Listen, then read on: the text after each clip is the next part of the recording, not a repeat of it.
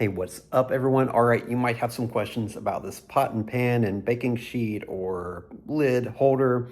I'm gonna answer those for you. This was actually sent to me by the brand for a video demonstration. So let's go over it. Okay, so the cool thing with this is that you can either use this vertically, like so, to hold your different pans and skillets and things like that, or you can do it horizontally, and it can actually, it can actually hold like your different lids or baking sheets or things like that. Now, it's available in two different sizes. This is a 13-inch, and that regards the height of it. There's also a 16-inch available too. So this is a 13-inch, and this actually has room for 5 pans right here. And you've got various heights for the shelves.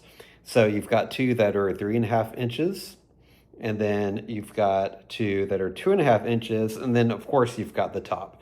Now it's got this little thing right here that will kind of hold it in the middle of the shelf. It just gives you more, I guess, security for heavier objects. So to give you an idea, here's the skillet right here.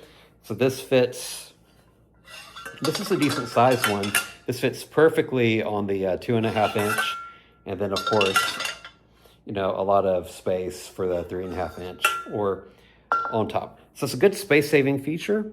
I'm not sure if we're gonna use it for our skillets or our lids or baking sheets. That's gonna be for my wife to decide, but either of those would be great. Now, this is made of metal too, so it's good and secure. It can handle the weight, and it does have 2 little plastic little things right here that are like feet, you know, so it's going to be secure, so it's not like slipping around or things like that.